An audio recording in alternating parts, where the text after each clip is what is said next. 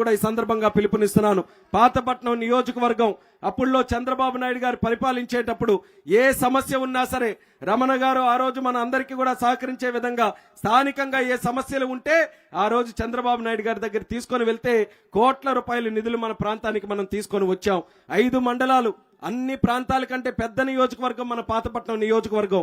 పాతపట్నం నియోజకవర్గంలో ఒక పక్క నుంచి ఇంకో పక్కకి వెళ్ళాలంటే ఆల్మోస్ట్ ఈస్ట్ గోదావరి వెళ్ళిపోయినట్టుగా మనకు అవుతుంది. ఎల్లన్నపేట నుంచి మనం మిలియాపుట్టి గొప్పిలి వరకు రావాలనంటే అటువంటి అంత సుదీర్ఘమైనటువంటి ప్రాంతం, కొండల ప్రాంతం, గిరిజనుల ప్రాంతం ఉన్నటువంటి పాతపట్నం నియోజకవర్గంలో అందరూ కూడా ఆనందపడిచేలాగా అభివృద్ధి చేయాలనంటే చాలా కష్టసాధ్యమైనటువంటి పని. కానీ తెలుగుదేశం పార్టీ చేసి చూపించింది. అటు గిరిజనులు గాని, 5 మండలాల ప్రజానికం గాని, ఏ గ్రామమైనా సరే మన గ్రామాలన్నీ కూడా సర్వసుందరంగా అభివృద్ధి చేసినటువంటి ఘనత మన తెలుగుదేశం పార్టీదే అనేది మరొకసారి మీ అందరికీ కూడా గుర్తు చేస్తున్నాను. గ్రామాలు ఎంత చక్కగా అభివృద్ధి చేసుకున్నాం. సీసీ రోడ్లు వేయడంలో, వీధి దీపాలు గాని, గ్రామానికి కావాల్సినటువంటి అన్ని అవసరాలు, తాగునీటి సదుపాయాలు, గ్రామంలో ఇల్లులు, పెన్షన్లు, రేషన్లు, పెళ్లి కానుకలు, సంక్రాంతి కానుకలు, ఇలా చంద్రన్న బీమాలు, పసుపు కుంకుమ, ఎన్నో కార్యక్రమాలు చేసినటువంటి ఘనత మన ప్రభుత్వం చంద్రబాబు నాయుడు గారు.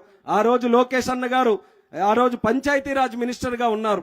పంచాయతీరాజ్ మినిస్టర్ గా ఆయన ఉంటే ఆయన ఒకటే ఆలోచించారు, ఆంధ్రప్రదేశ్ రాష్ట్రం డెవలప్ అవ్వాలనంటే మనకి పట్టణాలతో పాటు గ్రామాలు కూడా అభివృద్ధి చెందాలని.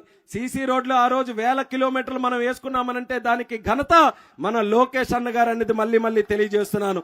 అలాగే మన ఒక పక్కన యువతకి ఉద్యోగ అవకాశాలు కల్పించడానికి దేశ విదేశాల నుంచి ఐటీ కంపెనీలు మన ప్రాంతానికి తీసుకొని వచ్చి దేశంలోనే అత్యధికమైనటువంటి సెల్ ఫోన్లు ఎక్కడ తయారవుతున్నాయంటే అది మన ఆంధ్రప్రదేశ్ రాష్ట్రంలోని గొప్పగా చెప్పుకునే స్థాయికి మన లోకేష్ అన్న గారు తీసుకొని వచ్చారని తెలియజేస్తున్నాను.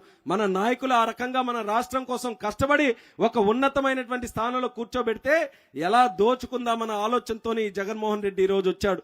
ఇప్పుడే ఇక్కడ స్థానికంగా కూడా మాట్లాడుకున్నాం, ఎక్కడ అభివృద్ధి ఎక్కడా కూడా లేదు. ఏ ఒక్క కార్యక్రమం కూడా